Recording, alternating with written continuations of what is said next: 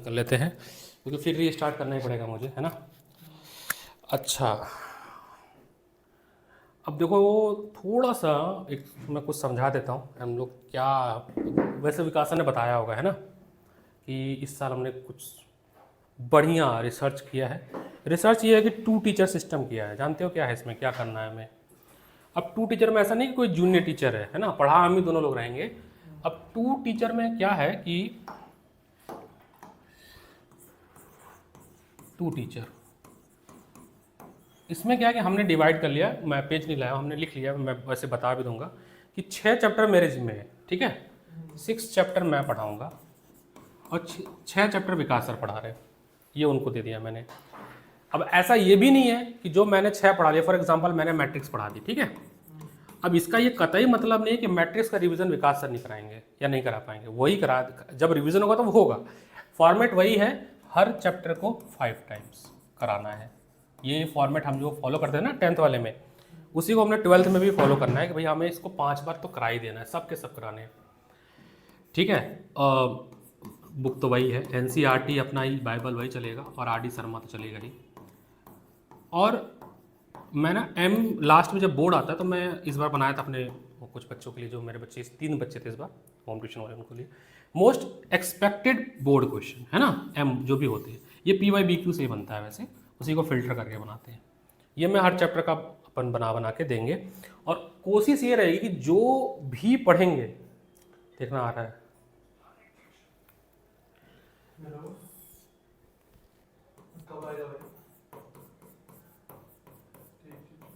All lecture question हम कोशिश करेंगे ना कि आप सेंटर पे सॉल्व कर दो। वजह बताता हूँ क्या है।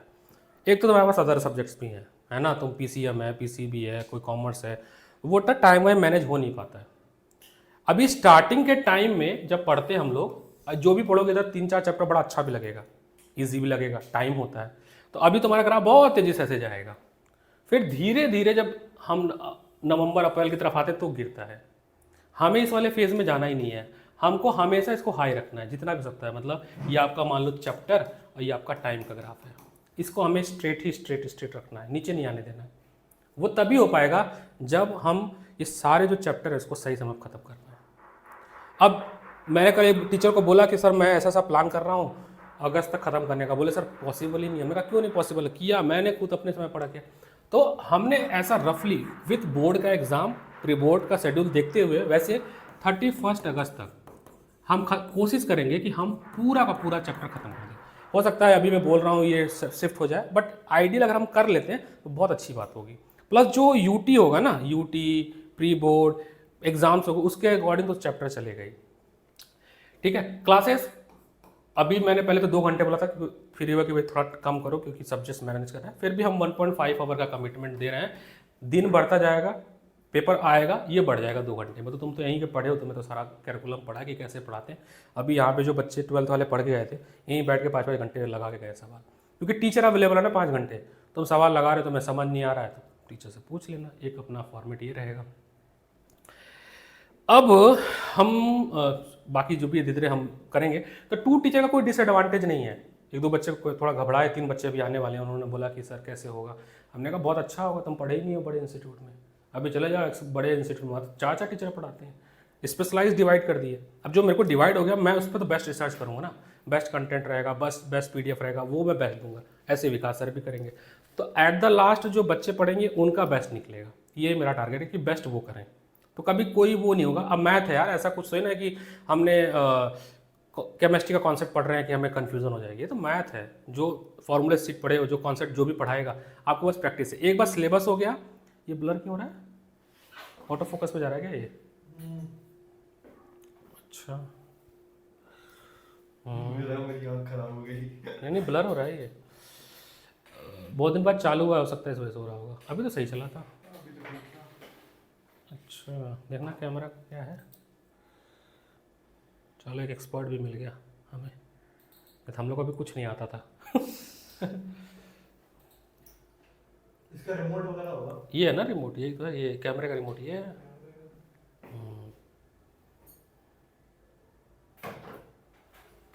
हो गया ना सही। अब अगर हम बात करें चैप्टर का PDF, यहाँ पे आते हैं। अब देखो, पहला चैप्टर वही आपका वो रिलेशन फंक्शन है, ठीक है। उसके बाद इन्वर्स ट्रिगो है। तो इन्वर्स ट्रिगो जो है वो विकास सर ने स्टार्ट किया है, तो अभी वही लेके चलेंगे। रिलेशन फंक्शन मैं इसके बाद लूँगा बीच में। मैट्रिक्स थोड़ा सा मैट्रिक्स टू डिटरमिन ना 10 मार्क का आता है बोर्ड में, और ये बहुत ही निहायत ईजी है। निहायत ईजी इसलिए बता रहा हूँ मैं कि एक तो पहली बार सुनोगे इस साल, तो 11 से कोई लेना देना नहीं है इसका, तो पुराना पाप नहीं चाहिए, नया नया सब कुछ है, तो पुराने पे कोई फ़र्क नहीं पड़ेगा। दूसरा, मैट्रिक्स का रियल लाइफ में क्या एप्लीकेशन है, खासकर अगर कोई भी बच्चा कंप्यूटर से रिलेटेड पढ़ाई कर रहा है आगे, तो मेमोरी में जो डेटा स्टोर होता है वो भी इसी फॉर्म में होता है, रो और कॉलम फॉर्म में स्टोर होता है। या कोई भी चीज़ को अगर आप डेटा फॉर्म में स्टोर कर रहे हो, या एक्सेल सीट भी बनाते हो, रो और कॉलम ही तो बनाते हो, तो कैसे मैथमेटिकल ऑपरेशन परफॉर्म होता है रो और कॉलम के फॉर्म में, वो यहाँ पे सिखाया जाता है। और जब हम कंप्यूटर साइंस पढ़ते हैं, वहाँ पे जब लैंग्वेज पढ़ते हैं, तो वहाँ पे एक चैप्टर आता है एरे। एरे भी मैट्रिक्स ही होता है, मतलब इंफॉर्मेशन को रो और कॉलम में जब हम स्टोर करते हैं, उसी को हम लोग मैट्रिसेस बोलते हैं। इसी में बहुत सारे मैथमेटिकल ऑपरेशंस हैं परफॉर्म करने के लिए, वो सब चीज़ पढ़ेंगे हम लोग। अब आज चूंकि पहला क्लास है, एकदम स्टार्ट होगा, तो मैं ना कोशिश करूंगा कि ये 2-3 टॉपिक जो है, यहाँ तक 4 टॉपिक बस कवर करेंगे, ठीक है। इसके आगे फिर कल अभी बच्चा है, ये कल 4 बजे फिर क्लास है, तो हम फिर रिकैप होगा, तो फिर हम आगे फॉरवर्ड करेंगे। अब हम थोड़ा समझते हैं कि मैट्रिक्स की ज़रूरत पड़ी क्यों पड़ी। कि मान लो कि अगर हमें कोई, जैसे इसी इंस्टीट्यूट में बच्चे हैं, एक बच्चा है मान लो राहुल है, ठीक है, ये उसके मैथ के सब्जेक्ट हो गए, ये फिजिक्स का मार्क्स हो गया, ये केमिस्ट्री, 3 एंट्री मैंने कर दी। मान लो मैथ में वो पाया 50 मार्क्स, इसमें 80, इसमें 70, ठीक है। एक और ले लेते हैं, कोई भी प्रमित ले लेते हैं। प्रमित हमारा प्यारा बच्चा, मैथ में अच्छा करता है, वो 80, फिजिक्स में थोड़ा सा कम हुआ, केमिस्ट्री में सबसे ख़राब हो गया, क्योंकि जहाँ पढ़ता वहाँ केमिस्ट्री अच्छी नहीं है, मानता नहीं इस बात को, ठीक है। केमिस्ट्री की हालत हर जगह ख़राब है, वहीं की नहीं, कहीं टीचर ही नहीं मिल रहे केमिस्ट्री। मैं पिछले 10 दिन से लगा हूँ, अभी क्लास खत्म होगी ना, I will show the chat, अभी मैं रिकॉर्ड हो जाएगा, जहाँ पढ़ते हो ना, अभी बात किया हूँ मैं, आज ही रिकॉर्ड हो जाएगा, तो मैं तुमको दिखाऊंगा, उनका कॉल आया था, सेम थिंग।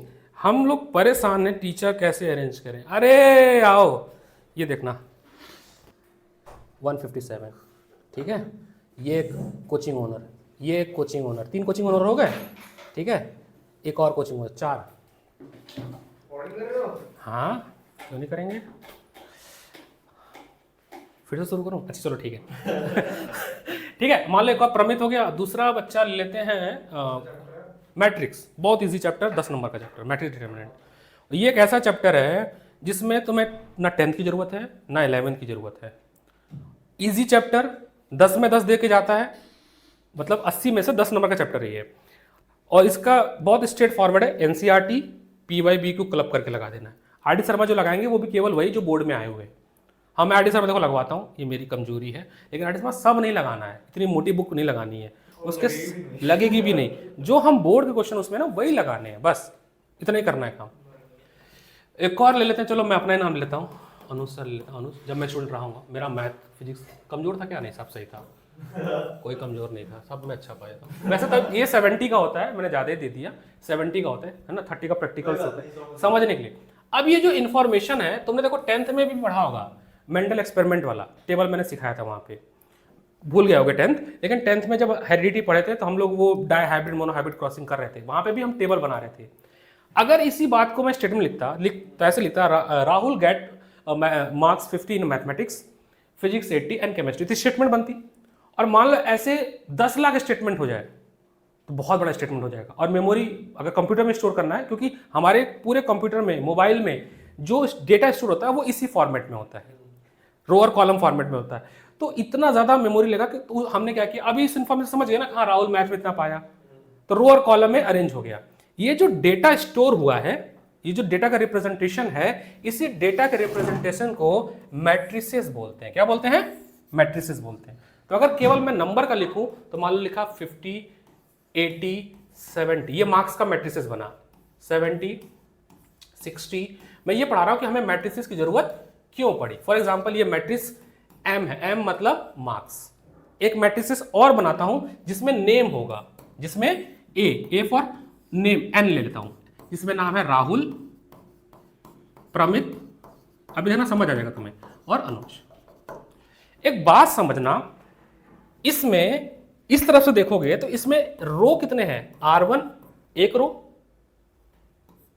R2 और R3, कितने रो हैं, 3 रो है, तो हम यहां लिखते हैं 3।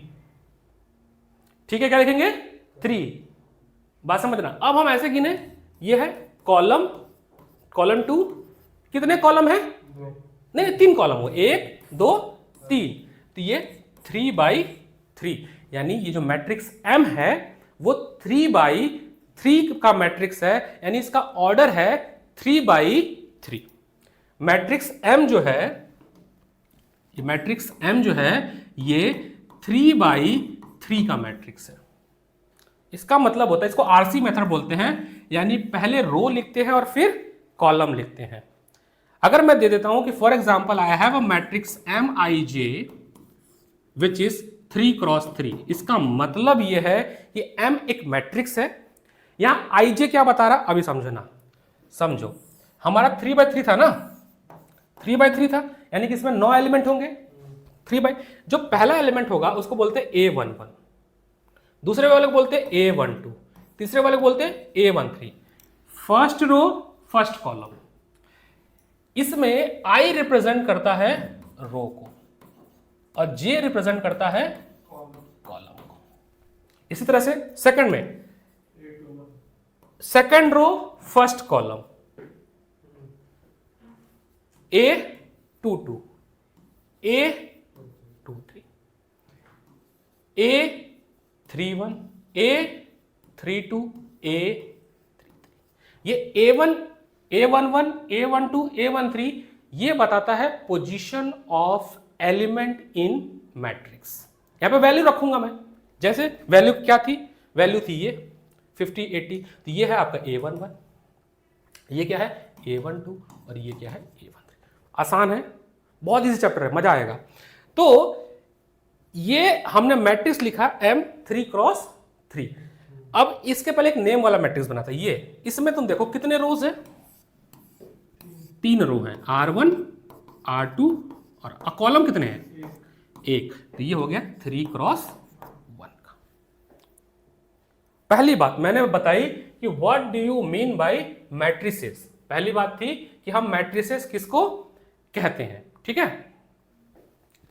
पहला पॉइंट था हमारा डिफिनेशन ऑफ मैट्रिसेस। मैट्रिसेस क्या है, it is the storing of data और element in the form of row and column, in the form of row and column, उसको मैट्रिक्स बोलते हैं। जरूरत क्यों पड़ी, आगे आने वाले में जब भी कैलकुलेशन करोगे, चाहे तुम इको ऑनर्स करो या आप रिसर्च डेवलपमेंट जाओ, जहां पे डेटा को स्टोर कर, कहीं तो स्टोर करोगे ना, और घूम फिर के कहां स्टोर करोगे, लैपटॉप पे ही करना है, क्लाउड पे ही करोगे। तो जो वेयर हाउस होता है उसमें भी इंफॉर्मेशन इसी फॉर्म में स्टोर होता है, इसलिए हमें मैट्रिसेस पढ़ाई जाती है। अच्छी बात मैं फिर से बता रहा हूं, 11 से कोई लेना नहीं है इसका। ये वो 2 चैप्टर है जिसको आप बहुत प्यार से पढ़ के, और स्टार्टिंग में स्कूल में इसीलिए पढ़ा जाता है कि UT1 में ये चैप्टर आएगा और इनवर्स आता है, किसी किसी में रिलेशन फंक्शन भी आता है, और इनवर्स आता 6 नंबर का, 4 का आता, sorry my bad, relation function 6 number का आता है। यानी पहले 3 चैप्टर 20 मार्क्स के हैं, और स्टार्टिंग में काफ़ी टाइम होता है, रगड़ के 20 मार्क्स बच्चे कर लेते हैं, वो 20 के 20 पक्के हो जाते हैं। अच्छा, रिलेशन फंक्शन में दिक्कत इसलिए आती है कि 11th की थोड़ी रिलेशन फंक्शन परेशान करती है, तो लिखने नहीं आता है कि हम कब कैसे कैसे चीज़ों को लिखें। कोई दिक्कत नहीं है, बनाया इसलिए गया 2 टीचर, विकास सर किस काम आएंगे, ठीक है। So he will take the backup class first, है ना, पढ़ाने से पहले तो वो पहले उस चीज़ को कंप्लीट, हम भी ऐसा नहीं है, इसलिए मैंने उनको कैलकुलस पकड़ाया है। मैंने कहा कि सर आपको पूरी ट्रिको बच्चों को पढ़ाओ, समय लगेगा, टेक योर 1-2 क्लासेस। 11th की ट्रिको की जितनी जरूरत पड़ेगी, जैसे डोमेन, रेंज, फॉर्मूला, कौन कौन सा यूज करना है, कब कब यूज करना है, वो सब पहले सिखाएंगे, फिर हम 12th पे आएंगे, ठीक है। तो उससे बेनिफिट मिलेगा। और ये देखना सक्सेसफुल होगा, 3 महीना दे दो, 3 महीने में तुमको मैथ में बहुत अच्छा अकाउंट। और 11 से 12th ईजी होता है, मैंने शुरू से बोला है, इसको पहले ही बोलता था मैं कि 12th ईजी होता है 11 से, 11th होता थोड़ा सा दिक्कत करता है। तो क्या लिखा है, ये डिफिनेशन तो कभी पूछता नहीं मैथ में, चूंकि पीपीटी बनाने थे तो मैंने एक बना दी, ठीक है। ये सब वैसे ही है लिखने को। रो किसको बोलते हैं, कॉलम किसको बोलते हैं, मतलब पहली बार कोई पढ़े रो, है ना, कॉलम ऐसे, तो ये पहली बार जो कोई पढ़े तो रो कॉलम कैसे लिखा जाता है ये सब हो गया।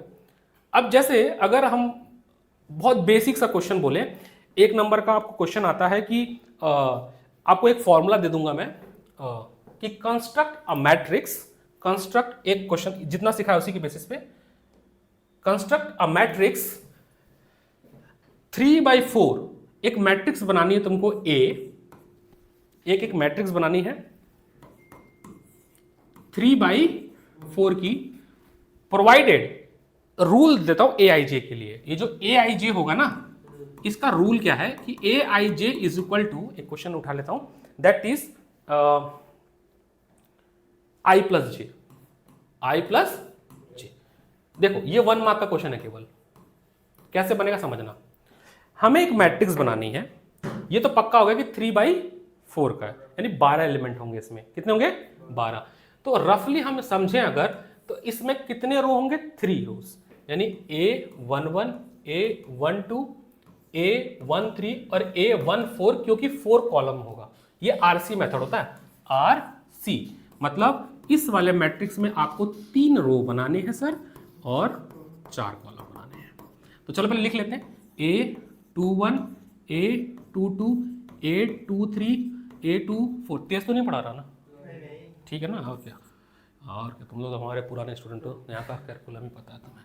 3-1, 3-2, नहीं सर ने बोला आराम से पढ़ाना। हमने कहा नए बच्चों को ना सर, नए बच्चों को ना, हमारे पुराने वाले तो यूज्ड टू है पढ़ने के उन।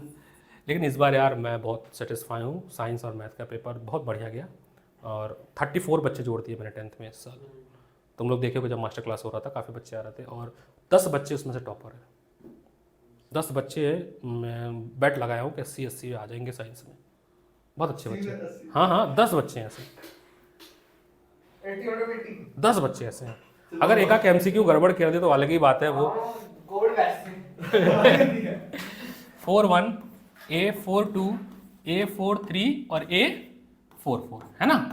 ये तो पोजीशन हो गया ना। हमें एलिमेंट फिल करनी है इसमें, हमें इसमें एलिमेंट फिल करना है और नियम सेटिस्फाई होगा ये वाला। इसका ये मतलब है आई जे, यानी पहला एलिमेंट को देखो, मैं यहाँ पर रफ कर रहा हूँ, बाद में मेंटली हम भर लेंगे। A11 का मतलब है कि आई की वैल्यू क्या है 1 और जे की वैल्यू क्या है 1, तो क्या आया 2।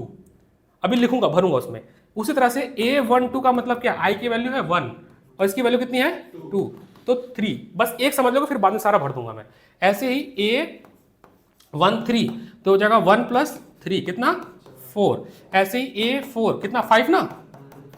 तो अब देखना बहुत प्यार से, इस पोजीशन को मैंने मिटा दिया और यहां पर ये वैल्यू पुट किया मैंने 2, 3, 4 एंड 5। पोजीशन की जगह पर हमने वैल्यू पुट कर दी। अब कंप्यूटर साइंस थोड़ा जोड़ता हूं मैं, भाई पढ़ा हूं। मेमोरी की पोजीशन होती है 0-1 बिट्स में लिखे जाते हैं कि ये इस पोजीशन, वहां पे क्या वैल्यू रखी गई है। तो A1 इज द पोजीशन और उसमें वैल्यू 2, वो वैल्यू जो A11 पे रखी गई थी। सिमिलरली इसकी बात करें 2 + 1 3, तो यहां पे मिटाकर क्या लिख दूंगा मैं, तो ऊपर भी 3 है। हाँ उससे कोई दिक्कत नहीं है, उससे कोई रिपीटिशन तो हो ही सकता है ना। ये तो ये रूल ये डिफाइन किया ना। मान लो इस रूल के जगह पर 2i लिखता तो फिर हम 2i के हिसाब से चलते। ये तो रूल, ये क्वेश्चन में गिवन है, दिस इज गिवन, बात समझना। इसी तरह हम अभी भूल जाओ 2 वाले को, क्योंकि अभी हम खुद प्रैक्टिस करने के लिए देंगे हम अभी। आई जे है अभी, तो इसका क्या हो जाएगा 4, इसका क्या हो जाएगा 5, इसका क्या हो जाएगा, इसका 4, 5, 6, 7, 5, 6, 7, 8। तो जो यानी कि जो वैल्यू है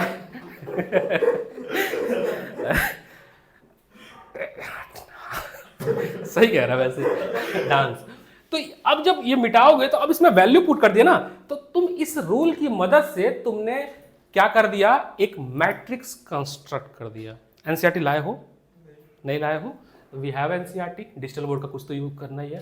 2 डिजिटल बोर्ड और लगेगा, 2 और लगेगा। अरे हमारे जाने के बाद नहीं इसी साल। अरे क्या बात कर रहे हो, ईगो पे ले लिया हमने।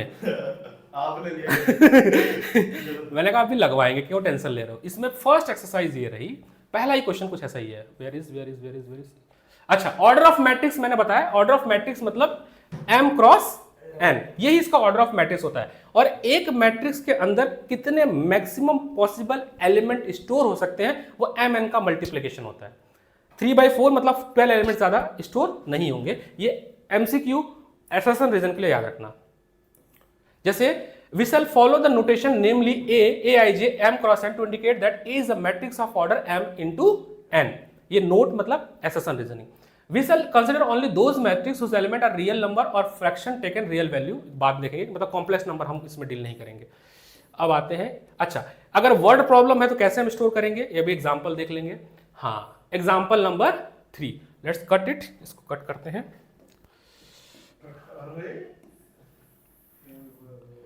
सारा व्यवस्था है, हाँ? और क्या, टेक्नोलॉजी आ गई थी, हम टेक्नोलॉजी बहुत पहले आ गई थी, हम पीछे थे। Very nice. जब नहीं, सही बात, और क्या। लेकिन कोई नहीं, देखो हमने ना, मैंने वैसा ही बताऊं, इस बैच को अब तुमने देखा होगा, ये ऐसे, मैं पहले ही बोला था, रिकॉर्डिंग पहले ही बोला था ओपनली कि ये ऐसा मार्केट है ना, यहाँ पर टीचर इनसिक्योर होते हैं। बट हमने विकास सर ने कोलैब किया है, मतलब इनसिक्योरिटी घटाया।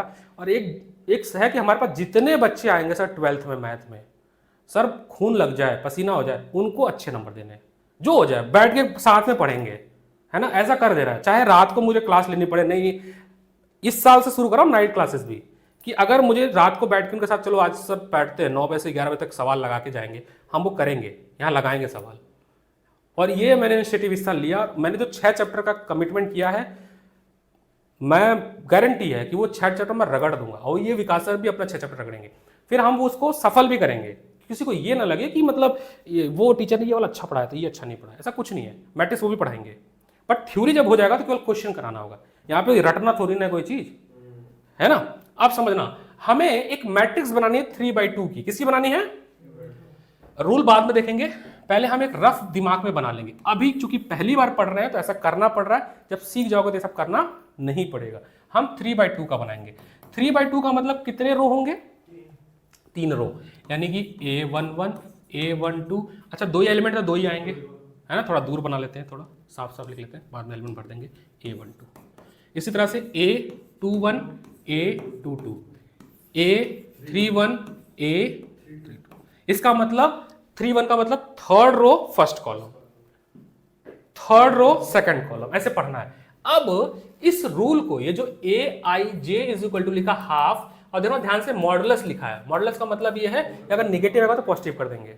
अब यहाँ पर रफली मैं कैलकुलेट, A11 मतलब I की वैल्यू 1, J की वैल्यू भी 1, 1/2 1 माइनस 3 इंटू 1, -3 -2 आ जाएगा, कटेगा, -1 आएगा, क्योंकि मॉड है तो +1 हो जाएगा, तो वैल्यू क्या आया?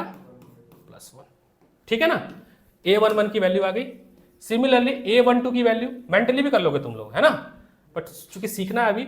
A12 की वैल्यू 1/2, I की वैल्यू क्या 1, J की वैल्यू 2 है, 3 2 जा 6, 6 माइनस 5, मॉड 5 हो जाएगा, +5 आ गया 5/2 A2 की वैल्यू। तो पहले यहाँ मैं भर देता हूँ, एक एंट्री में खुद ही भर देता हूँ, ये दोनों भर दिया।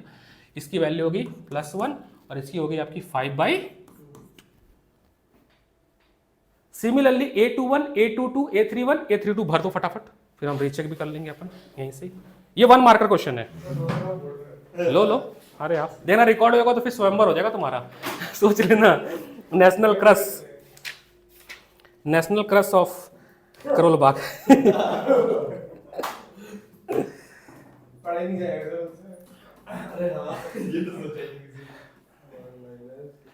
I की वैल्यू 2, 1 क्यों आएगा? 2 आएगा। 2 रखो ना, 2 आएगा। हाँ I की वैल्यू 2, नहीं वो सही लिखो तुम, टच थोड़ा देखना। हाँ उसको मैं 2 माइनस 6। हाँ हाँ, पेन सेलेक्ट करो। ऐसे ही कर सकते पीछे। नहीं नहीं नहीं नहीं नहीं, वो तुम बना देना। 2 माइनस 6 तो -4 हो गया, मतलब +4 हुआ, तो 4/2 2 आ गया। अरे 2 आएगा, क्यों आएगा? अरे 4 आएगा। हाँ -4 हुआ, हाँ, 4 आएगा। तो डिवाइड करेंगे ना। मैं करता हूँ बोर्ड पे। कैमरा फिट नहीं आएगा। ठीक है, 2, तो यहाँ पे तुम भर दो 2, है ना। ऐसे ही A31 हाँ बॉक्सर में डालने छोड़ दे। कोई बात नहीं। अबे अबे 2-2 किया है तुमने, भी पागल तो नहीं है? 2-1 कोई नहीं, चलो अब बैठो, चलो हो गया, मैं कर देता एक ही हूँ। बात है। ठीक है, कोई नहीं कोई नहीं कोई नहीं, वो हम कर लेंगे। तो A22 निकाला इसने 2, है ना, बड़ी गलती करी है। कोई नहीं। अब यहाँ पे क्या था, कौन सी वैल्यू थी ये, 2-1 थी ना, तो अभी 2-1 निकाल लेते हैं। इसमें A21 जब रखेंगे तो I की वैल्यू रखेंगे 2, है ना, I की वैल्यू रखेंगे हाँ, 2। भी है, सही कहा। हाँ हाफ रखा था, सही रखा था, वो सोच के करा, तूने बोल दिया। मेंटली किया होगा उसने, है ना, ये आपका हाफ हो गया। अब देखो मैं सीधे एनसीईआरटी पे आ जाता हूँ। वो 0 आएगा इसके नीचे वाला। हाँ मेंटली भी हो सकता है, ऐसा कोई इतना टफ ये नहीं है, ठीक है।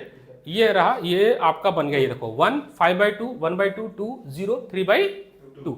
लेकिन अब चूंकि नंबर पाने हमें, तो देखो इसने स्टेप्स दिखाए सारे, डिपेंड करता है कितने मार्क्स का आ रहा है, तो हमें स्टेप्स भी दिखाने पड़ेंगे। देखो इसने पूरा स्टेप्स दिखाया है, 1 मार्कर आया तो थोड़ा मेंटली कर देना, अगर मान लो पार्ट्स में आ गया, ठीक है। अभी टाइप ऑफ मैट्रिक्स पे बात पे जाएंगे, पहले 1-2 क्वेश्चन और करेंगे हम लोग।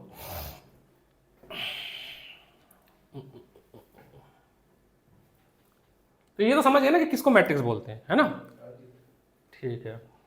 इसमें देखा कोई है तो नहीं बोर्ड का क्वेश्चन।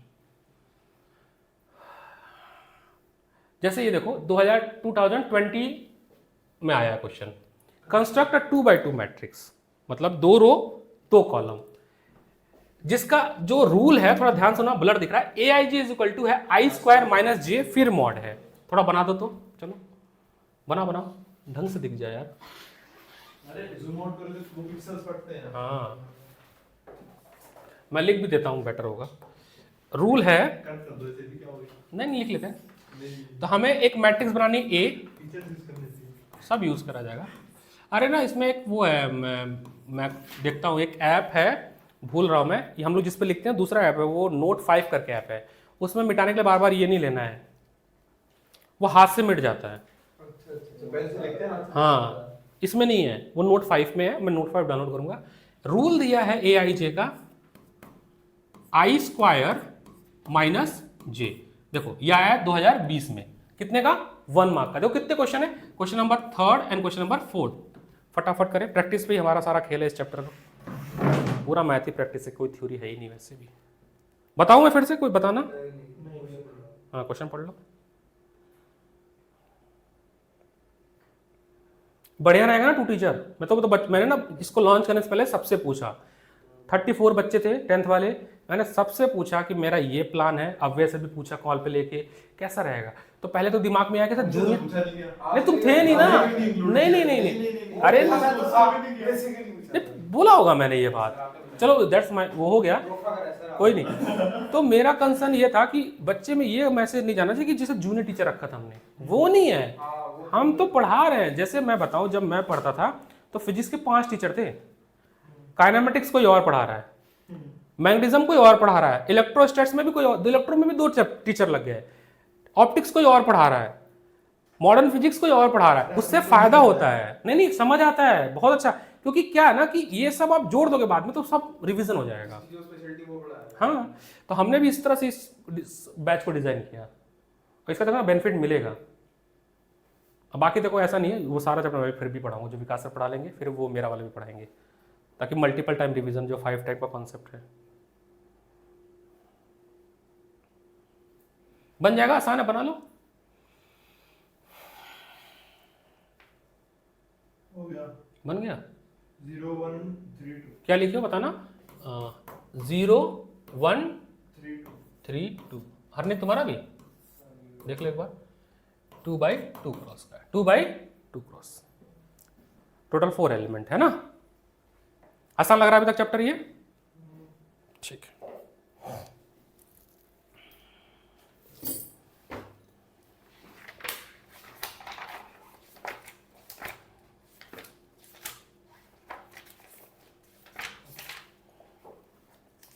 खर्चा तो यहाँ हो रहा है। कोई नहीं यार, जो ये है सब, पता है इतना बढ़िया ग्राफ कर दिलवा रहा था सर को, जब मैं कहते नहीं कोई बात नहीं, छोटे ही लेते हैं ग्राफ को। कौन सी गेम खेल रहे हैं? अरे फिर भी अरे 1650 यार बहुत साल हो गए, ग्राफिक कार्ड का 6 साल पुराना। उसके अलावा क्या काम है? अब देखो अगला जो, सुनो अगला जो कंसर्न है वो है टाइप ऑफ मैट्रिक्स। हमने पढ़ा मैट्रिक्स क्या होता है, मैट्रिक्स लिखते कैसे हैं। अब अगला जो कंसर्न है वो है टाइप ऑफ मैट्रिक्स। तो कुछ नाम दिए गए, जैसे पहला है कॉलम मैट्रिक्स। कॉलम मैट्रिक्स का मतलब इसमें रो नहीं है, केवल कॉलम कॉलम है, देखो है ना, कॉलम मैट्रिक्स। कॉलम मैट्रिक्स का मतलब जिसमें रो नहीं है, इसको कैसे लिखते हैं, मतलब J1 हो गया। हाँ, ये कोई मैट्रिक्स अगर ए है और ये, कॉलम नहीं। हाँ इसमें कॉलम तो सारे हैं, अरे कहाँ गया, कॉलम मैट्रिक्स है ना, हाँ कॉलम एक है और रो कई सारे हो सकते हैं। तो column A, RC method, R और सी लिखते हैं ना, आरसी यानी एक कॉलम है और रो आपका एम है, कितना भी ले सकते हो। इसमें देखो ध्यान से, तो R1 R2 R3 R4, 1 2 3 4 रोज है, कॉलम कितना है, एक ही। तो ऐसे मैट्रिक्स को हम बोलते हैं कॉलम मैट्रिक्स। इसका ऑर्डर कैसे लिखेंगे, 4 क्रॉस 1, यानी कि कॉलम मैट्रिक्स में हम जो ऐसे लिखते हैं, M और N लिखते हैं, R इंटू सी, तो N हमेशा क्या होना चाहिए, 1 होना चाहिए। इसी का वाइस वर्सा, अगर यही रो मैट्रिक्स बन जाए तो M हमारा 1 होना चाहिए। ये देखो, इसमें देखो रो कितना है, 1, कॉलम कितना है, 1 2 3 4, तो ये हो गया 1 cross 4।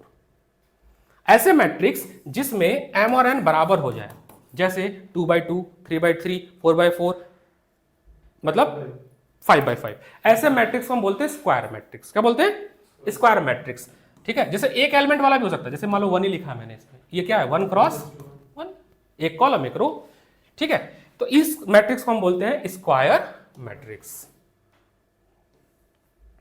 Diagonal matrix, diagonal matrix ऐसा स्क्वायर मैट्रिक्स, अच्छा डायगोनल होने के लिए स्क्वायर चाहिए, ऐसा स्क्वायर मैट्रिक्स जिसका डायगोनल एलिमेंट को छोड़ के जो सारे एलिमेंट वो 0 हो। मतलब अगर मैं 3x3 क्रॉस का एलिमेंट लिख रहा हूं, तो 1 0, मतलब कुछ भी 0 0 1 0 0 0 1, तो डायगोनल एलिमेंट नॉन जीरो है और बाकी क्या है, 0 0। इसको हम बोलेंगे डायगोनल मैट्रिक्स। क्या बोलेंगे, और डायगोनल मैट्रिक्स हमेशा स्क्वायर मैट्रिक्स होना चाहिए।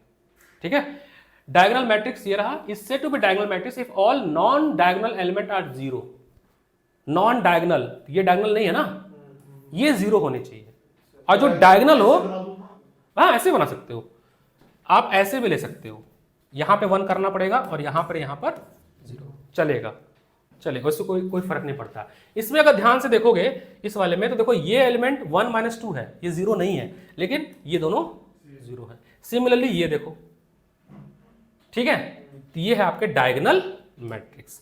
तो डायगोनल मैट्रिक्स वो मैट्रिक्स होता है जिसके डायगोनल एलिमेंट 0 नहीं होने चाहिए।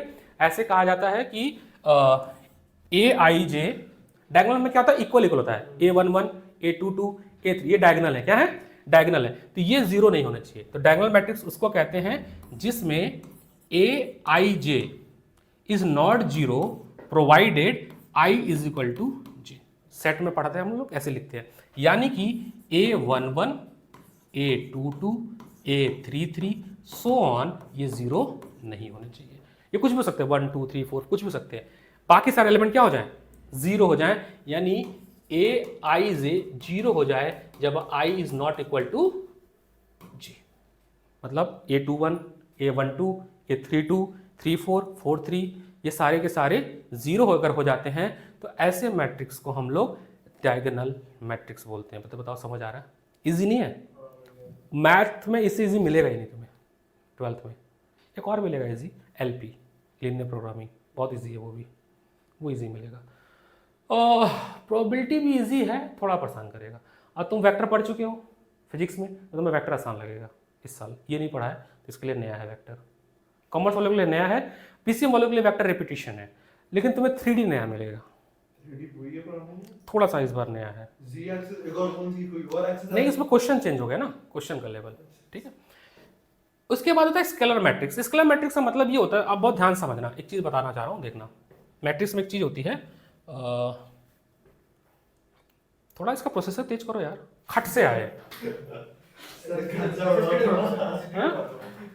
अब जैसे मान लो एक मैट्रिक्स में ऐसे लिख रहा हूँ कि यहाँ पे लिखा 2 4 2 4 8, और यहाँ पे कुछ भी लिख रहा हूँ 3 5 6 7 8, कुछ भी लिख दिया मैंने।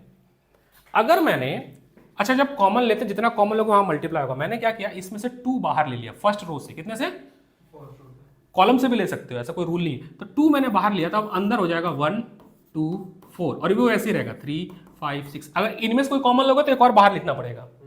बस समझ, जितनी बार कॉमन लोगे उतनी बार बाहर लोगे। और इधर है 7 8 9। तो यानी जो पहले मेरा मैट्रिक्स था ये ए, और मान लो ये बी है, तो मेरा ए जो मैट्रिक्स है वो 2 टाइम्स बी मैट्रिक्स हो रहा है ना, देखो। तो स्केलर मल्टीप्लाई है ये, कोई नंबर से क्या है मल्टीप्लाई कर दिया, इसी को हम बोलते हैं स्केलर मैट्रिक्स। अब इसे डायगोनल मैट्रिक्स ले लेते हैं। √3 0 0 0 √3 0 0 0 √3। अब मैंने क्या किया, डायगोनली √3 बाहर ले लिया। डायगोनल मैट्रिक्स है इसलिए मैं डायगोनल से ही बाहर ले सकता हूं। इससे लेकर क्या मिलेगा तुम्हें, 0 मिलेगा, 0 मिलेगा। तो चूंकि डायगोनल मैट्रिक्स है तो √3 मैंने बाहर ले लिया। जब √3 बाहर ले लिया तब इसके अंदर आया आपका 1 0 0 0 1 0 0 0 1। अगेन ये भी क्या हो गया, स्केलर मैट्रिक्स हो गया। क्या हो गया? तो डिफिनेशन स्केलर मैट्रिक्स का ये है कि आपका जो दिया गया मैट्रिक्स है वो कितने टाइम्स मल्टीप्लाई है, उसको हम लोग बोलते हैं स्केलर मैट्रिक्स। ठीक है, और याद रखना स्केलर मैट्रिक्स तभी होगा जब आपका स्क्वायर मैट्रिक्स होगा। नॉन स्क्वायर मैट्रिक्स का कभी स्केलर मैट्रिक्स नहीं मिलेगा। तो scalar matrices possible only for square matrix, और स्क्वायर है तो डायगोनल भी होगा, वो तो उसी का कॉम्प्लीमेशन है। ठीक है, ओके। उसके बाद होता है बहुत ज़्यादा इंपॉर्टेंट, अगला जो है, सारे टाइप्स कवर हो रहे हैं ना, लेट्स। एक होता है नल मैट्रिक्स। नल मैट्रिक्स का मतलब सारे एलिमेंट 0, उसको हम ओ से रिप्रेजेंट करते हैं, नल मैट्रिक्स। यानी कितने भी क्रॉस का मैट्रिक्स हो, नहीं इसमें नल मैट्रिक्स सभी एलिमेंट 0 0 0। ठीक है। एक होता है आइडेंटिटी मैट्रिक्स, मतलब सभी वैल्यू 1 हो। क्या हो? 1 हो, उसको आइडेंटिटी मैट्रिक्स बोलते हैं। देख लेते हैं सारी। इसका रैम बढ़ जाएगा तो हो जाएगा क्या? रैम डलती है इसमें? पता नहीं। आइडेंटिटी मैट्रिक्स की ये एक नियम है कि ए आई जे जहां जहां पर आई इज इक्वल टू जे होगा वहां 1 होगा। यानी डायगोनल, ऐसा डायगोनल मैट्रिक्स, ऐसा याद रखना, ऐसा डायगोनल मैट्रिक्स जिसका डायगोनल 1 हो। फिर से सुनना, ऐसा डायगोनल मैट्रिक्स जिसका डायगोनल 1 हो उसको आइडेंटिटी मैट्रिक्स बोलते हैं। ये है रूल है। 0 होगा जब आई और जे बराबर नहीं होगा, यानी कि A21 A12 A31 0 होगा, लेकिन A11 A22 A33 क्या होगा? 1 होगा। अगर हम लिख ले, अगर हम सबसे 2/2 का लिखते हैं, सबसे आसान होता है 2/2 का लिखना, छोटा होता है ना, 2 ही एलिमेंट ही होता है इसमें। तो ये हो गया 1 0 0 1, एक डायगोनल भी है और आइडेंटिटी भी है। अगर हम 3/3 के क्रॉस में लिखें तो 1 0 0 0 1 0 0 0 1। अच्छा याद रखना, मैट्रिसेस को हम इस वाले ब्रैकेट में लिखते हैं, इसको क्या बोलते हैं, जो भी बोलते हैं, क्लोज। कहीं कहीं स्क्वायर ब्रैकेट, कहीं करली भी दिख रहा है, करली यूज नहीं करते हैं, ये यूज करते हैं। ठीक है, बहुत पहले करली यूज करते थे, स्क्वायर ही यूज करते हैं। ठीक है, तो ये सारे एग्जांपल। अच्छा 1 भी आइडेंटिटी मैट्रिक्स का, क्योंकि 1 क्रॉस 1 का है, इसमें डायगोनल है ही नहीं, कोई दिक्कत नहीं, यही मैं तो 1 is also diagonal identity matrix. ये एग्जाम्पल है टाइप ऑफ मैट्रिक्स इसके। 0 मैट्रिक्स सारे एलिमेंट क्या हो? 0। यहां से क्वेश्चन बनता है इक्वालिटी ऑफ मैट्रिक्स। इस पे 3-4 क्वेश्चन है। इक्वालिटी तो कहीं नहीं है। इक्वालिटी ऑफ मैट्रिक्स का मतलब होता है कोई दो मैट्रिक्स आपस में इक्वल तभी कहलाएंगे। 2 कंडीशन दिया है, मैं बताता हूं। एक, उनका ऑर्डर सेम हो। पहला कंडीशन दोनों स्क्वायर हो, दूसरा कंडीशन उनके ऑर्डर सेम हो। मतलब स्क्वायर जरूरी नहीं है, हाँ स्क्वायर जरूरी नहीं है, they are of same order, square लिखना जरूरी नहीं है। अगर पहला ए मैट्रिक्स है 2/3 का और बी मैट्रिक्स 2/3 का, तभी इक्वल होगा। ठीक है, दे आर सेम ऑर्डर। अब ये साइज सेम हो, ये हाँ नहीं एलिमेंट भी सेम होना चाहिए। 2 मैट्रिक्स आपस में इक्वल, डुप्लीकेट होना चाहिए। डुप्लीकेट ही कह सकते हो, लेकिन इस पर क्वेश्चन बनाएंगे, कैसे देखता हूं। जिसे देखो, ये एक मैट्रिक्स ए है, मैं इसको लिख रहा हूं स्क्वायर नहीं, मैं ऐसे लिख रहा हूं, ये है 3x2 का, 3x2 का। मान लो 1 2 3 4 5 6 7 8 9, 3x2 का नहीं, 3x3 का है। 3 हो गया, ये 3x3 का है। ठीक है, एक मैट्रिक्स और ले लिया बी। अब ये भी अगर इक्वल होगा, A B C D E F G H I, तो कंडीशन नंबर 1, ये अगर आपस में इक्वल हैं, फर्स्ट कंडीशन इनका ऑर्डर सेम होना चाहिए। First condition equal matrix, A is equal to B only if and only first order is same. दूसरा कंडीशन कहता है order is same, each element should be same. यहां पर मैंने अलग अलग लिखा है। यहां पे मैंने अलग लिखा, लेकिन अगर मैं कह देता हूं कि ये दोनों इक्वल हैं, इसका मतलब a इज इक्वल टू 1 है, b इज इक्वल टू 2 है, c इज इक्वल टू 3 है। यानी इंडिविजुअल एलिमेंट इसका क्या लिखूंगा मैं, a11 लिखूंगा ना, a मैट्रिक्स है, इसका क्या लिखूंगा b11। क्यों लिख रहा हूं, क्योंकि b मैट्रिक्स है। तो a11 is equal to b11, a12 is equal to b12। Individual elements in matrix also same, अगर ये दो कंडीशन सेटिस्फाई होता है तभी हम उन दोनों मैट्रिक्स को इक्वल मैट्रिक्स कहते हैं। अब इक्वल मैट्रिक्स पे क्वेश्चन क्या आते हैं, इक्वल मैट्रिक्स पे अलजेब्रा जैसे क्वेश्चन आते हैं। ये एग्जांपल नंबर 4, इसको क्रॉप करके निकालते हैं।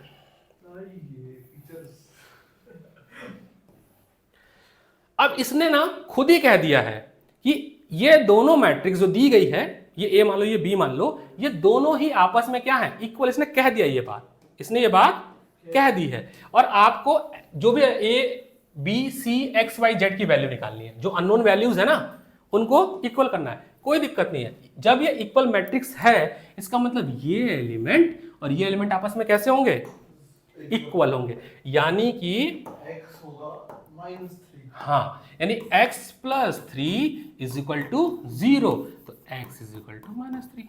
ठीक है, आसान चैप्टर यूं कर लेता है ये। ठीक है, उसी तरह से z plus 4 is equal to 6, तो z की value 2। Similarly 2y is equal to 7 is equal to 3y minus 2। अब थोड़ा सा लाइक टर्म एक तरफ, नॉन लाइक टर्म एक तरफ, तो 2y minus 3y minus 2 plus 7 minus y is equal to 5, तो y इज इक्वल टू क्या आ गया, सिमिलरली सब निकल जाएगा, b minus 3 is equal to, समझ रहे हो। तो इस इक्वल मैट्रिक्स पे क्वेश्चन कैसे आते हैं, आपको दो टेबल दे देगा, दो मैट्रिक्स, कहेगा आइडेंटिफाई द अननोन वैल्यू। ठीक है, कोई बोर्ड का क्वेश्चन उठा ले, सभी आसानी है। आपके एनसीईआरटी में क्वेश्चन है इक्वल मैट्रिक्स पे। Let's come to the NCERT. NCERT से काटा था ना एग्जांपल, एक दो और एनसीईआरटी की। नया पेज खोल लो पहले। नहीं काटेंगे नहीं, हाँ ये बात सही है, इसको नया पेज खोल लेते हैं, नहीं तो इसी पे ही आएगा। होता ही नहीं है, पता नहीं क्या क्या है। अब धीरे धीरे अब दुरुस्त सिखा देगा ना, धीरे धीरे आ गया है। मैं बड़ा घर पे बोर्ड लेके बैठा। ये भी वैसे ही, find the value of a B C d equal matrix है, तो 2a plus b is equal to 4 कर लोगे ना। ये तो बहुत इजी है, मैंने कहा क्या, हमने चैप्टर ही इसलिए उठाया कि बच्चों के अंदर दबा के कॉन्फिडेंस आ जाए। Equation number 1, a minus 2b is equal to -3। अब एलिमिनेशन लगा देना, क्लास 10th वाली जो है ना, वहां से हो जाएगा। लीनियर इक्वेशन इन 2 वेरिएबल वाला चैप्टर। ठीक है, 5th हो गया। अब आते हैं, अब हमने इतना डिस्कस कर लिया है, तो let's come to exercise also.